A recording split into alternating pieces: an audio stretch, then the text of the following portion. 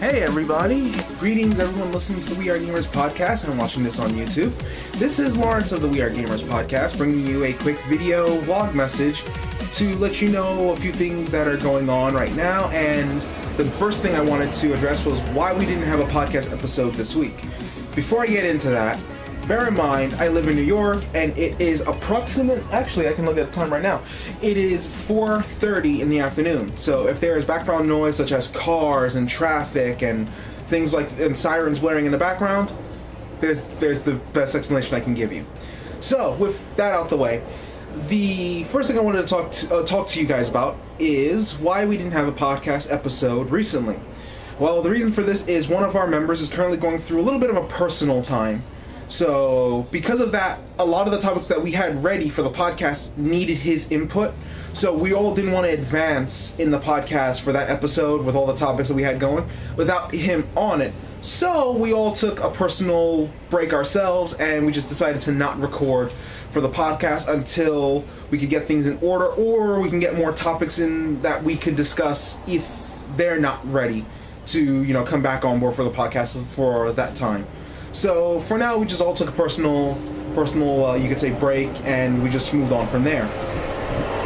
So with that out of the way, the second thing I wanted to talk to you guys about is just a few things that I have going on here. Like, I got a few things over here that I'll get to later, but the first thing I want to talk to you guys about is I recently acquired on the Nintendo 3DS, my 3DS in its little carrying case.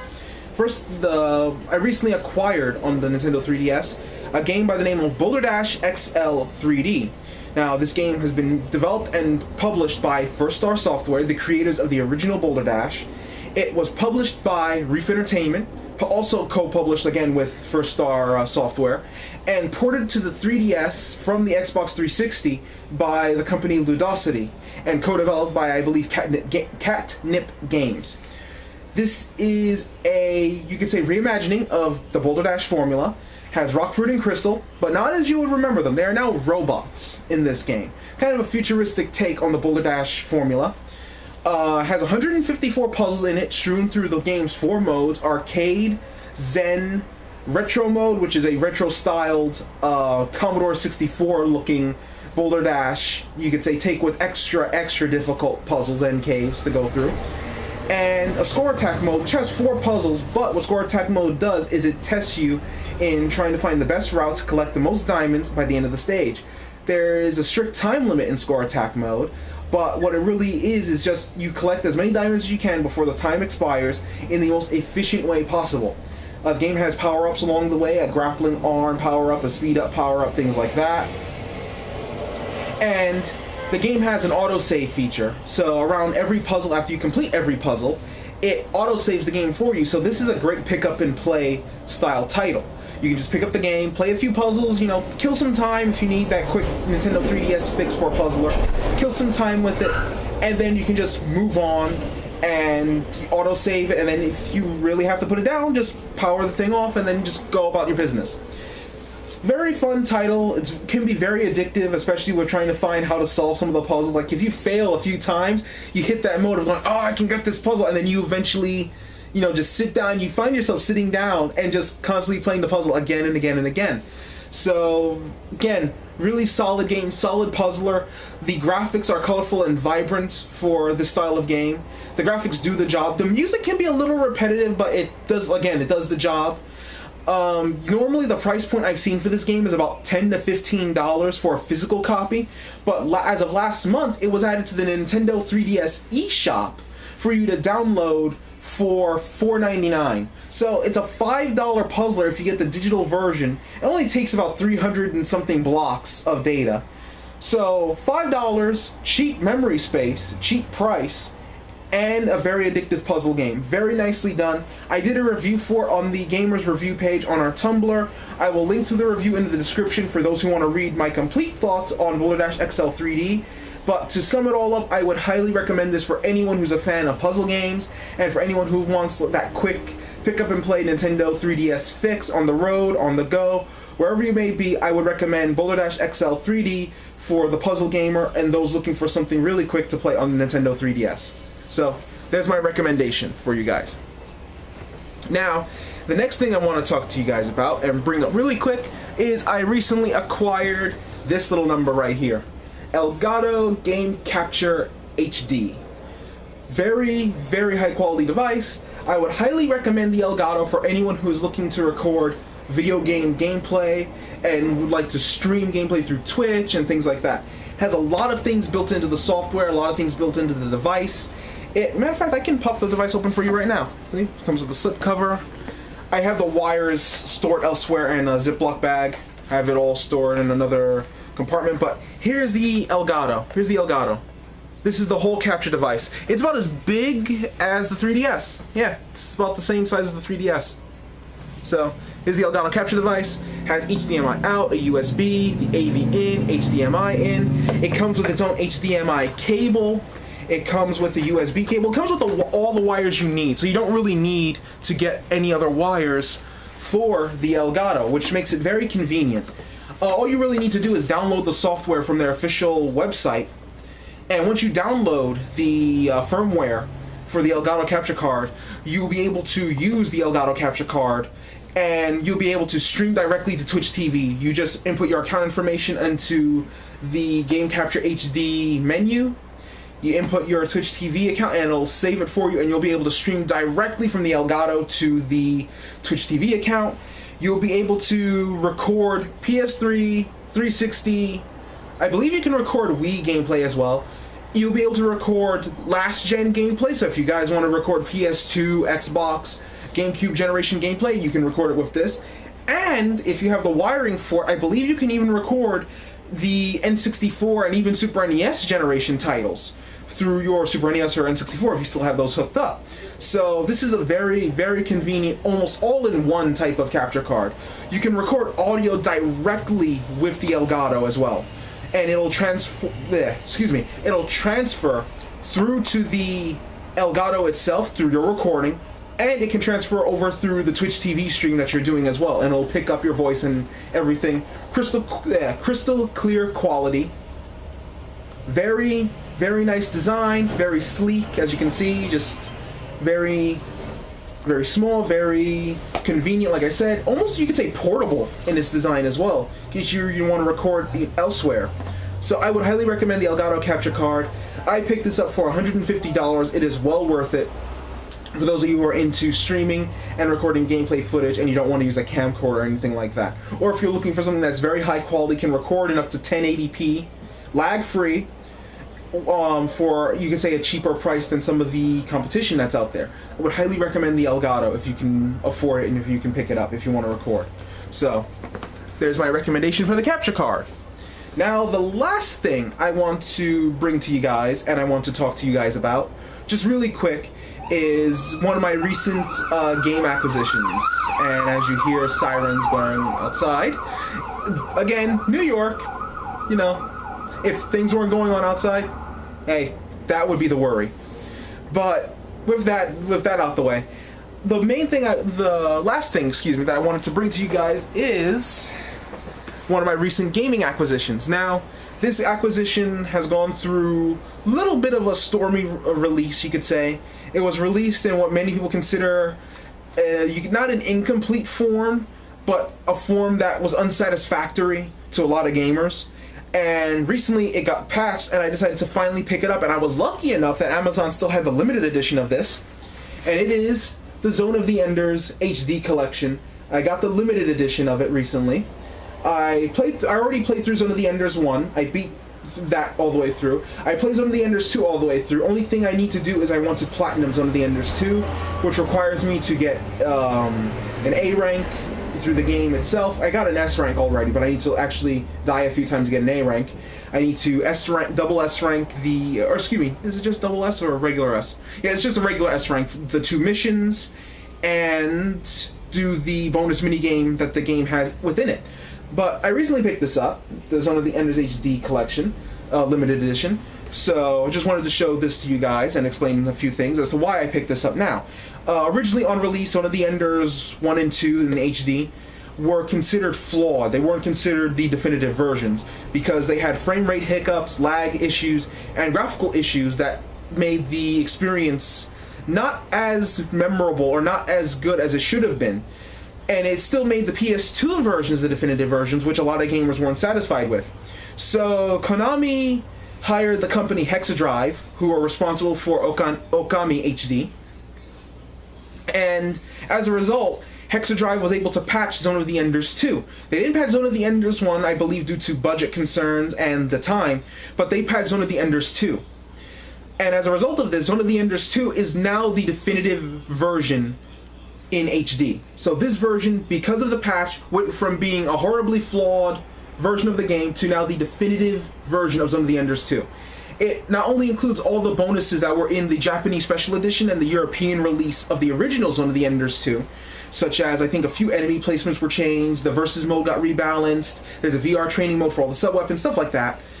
But a few things that were added to it, they also, again, HDified, and it runs at 60 frames per second now. For the most part, throughout the entire game, aside from maybe one section or two. So, I already played through some of this in HD. I had opened it and everything already, but now I'm just going to show you, how it looks. So here's the box. It's a cardboard slip cover, so you don't want to break it or anything like that. So what I do is I put my hand in like this, and then I pull up with the other hand, and now, see, I could just pull now like that, and voila, there it is. There's the art book in the front, right here. Big art book. Beautiful work by Yoji Shinkawa, as you would come to expect from Kojima Productions. So, see? Just show you some of the art.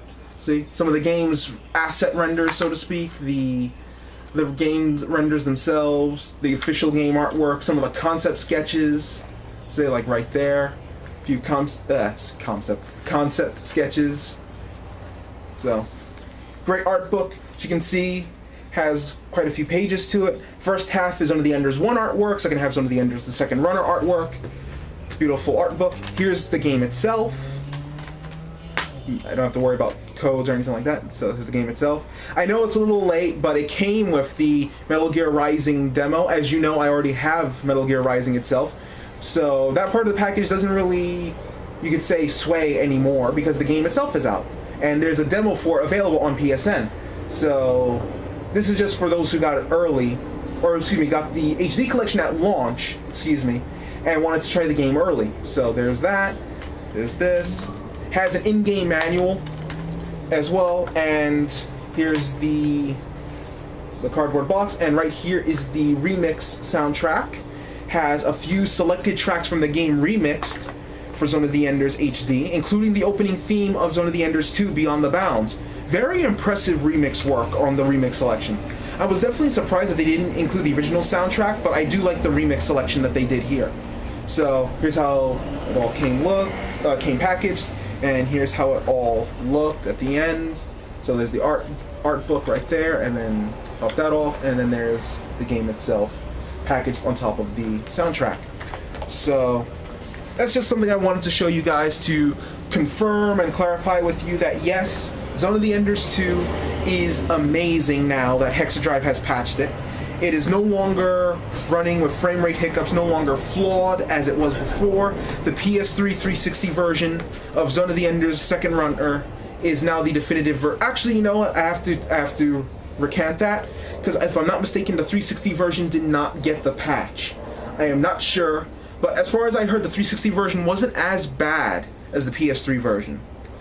So because of that, I don't know if that was the reason why they didn't patch the 360 version, but the PS3 version of Zone of the Enders HD Collection got the patch. It's now on version 2, and because of that, Zone of the Enders 2 is the definitive version in HD of Zone of the Enders Second Runner. So I just wanted to show you guys this and kind of show off, and also again confirm that the patch is out there and that it works. I know the patch is kind of old news for some, but in case some of you didn't know out there you go. There's some Zone of the Enders goodness for you. I would recommend picking it up.